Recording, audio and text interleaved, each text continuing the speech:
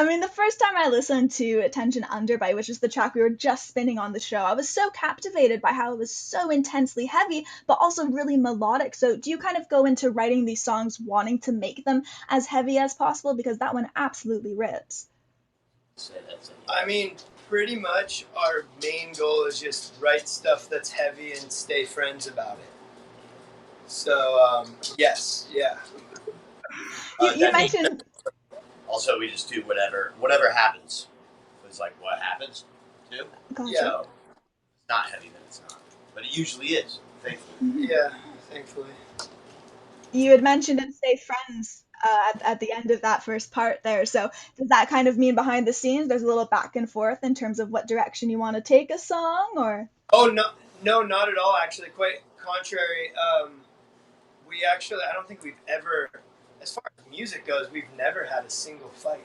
Nah. Otherwise, it's brutal. But, no, music-wise, me and Ryan, early on, when I joined in 2017, Ryan, brought up 16, yeah, long time ago.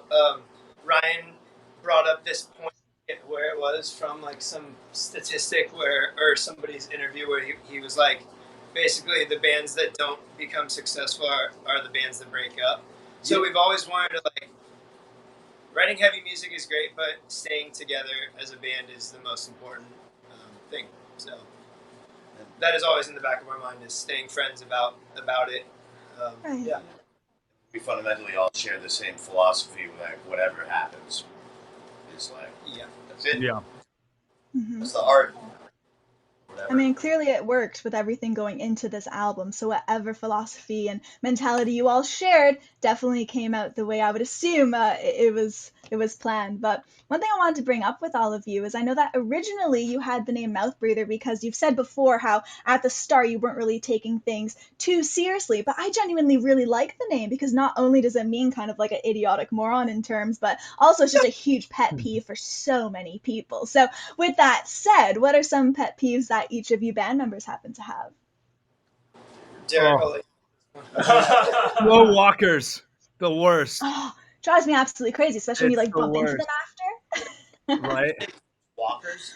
Slow walkers. Oh, People Slow who walk walkers. slowly. Or slow turners, on the road. Oh, just slow. Slow. Yeah, I'm with that. People who don't know what they're doing in the grocery store, so they ask questions really loud, hoping that somebody will hear them and help them. Like they ask it to the end. Oh yeah. I Like wonder an where indirect. They're indirectly asking. Yeah. An yeah. Passive aggressive.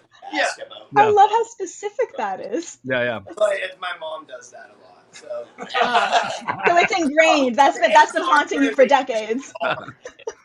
Albertson's worker. My biggest pet peeve is also the same as my mother's biggest pet peeve, which is chewing with your mouth open. Oh God! It just breaks my brain. Yeah. One of my worst is high-pitched noises that I can't track down. I don't know. It's an ongoing thing in my life. There's always some other loud-pitched noise that I can never find. The just constant search. It's probably realistically just tinnitus, but. I actually love that you brought that up because my neighbor has this insect thing that goes off every 30 seconds, just this long, high-pitched noise, and I'm trying to kind of peer over their backyard to see where it is because I am, definitely, I have no choice at this point. It's driving me mental to just get, a BB gun and shoot that thing down, so I relate so hard to that. I don't think they actually get rid of mice or insects. No! It's just a nuisance. So they're just annoying. Thank you. No problem. Another pet peeve musically, and I know some people watching this are going to feel attacked, but the classic, hey, nice set, can I borrow your amp? Or, hey, nice set, can I borrow your anything that you have? When they're the band from that lives down the street. Right. And you go there from. So you just don't have to tell me you weren't even here for the set, and you can borrow a speaker cable, sure. I don't need to be flattered. Just ask for the shit you want, would you? We were all here. We know how it sounded. It was god awful, but you use my gear, sure. That's why I brought it. Actually, when I bought it, I was thinking of us. So, yeah.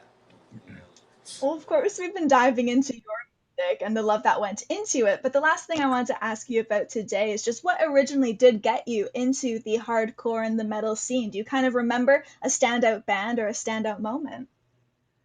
Well, I wasn't very good at jazz. And so I was like, you know what, I can bang these drums hard, and that's kind of how it started. No, for me, it was when we were kids, there was like a skateboarding crew on our street, and they listened to like NoFX, Millencolin. It was like older post-punk, punkish bands, and then like it, yeah, that's basically how it started, and then I started liking it. Yeah. And that's really the only music I could play. So. No. For me, it was a slow but steady deterioration of my mental faculties. A young age onward. So it just got heavier and heavier and heavier and heavier. Makes sense. And now I listen to like Enya. And how about the rest of you? Well, mine is similar to my brother's, obviously, because we grew up together. But yeah, we had that skater crew that kind of influenced. That was like the first time I ever heard like punk or post punk, and I was like really gravitated towards it. And then as I aged vocally, I would like try to emulate a lot of the styles. And then when I got into harder and harder music, I don't know, like Under Oath is a good kind of like a good baseline of like trying to emulate that style of scream, because Dallas's scream is like so like piercing.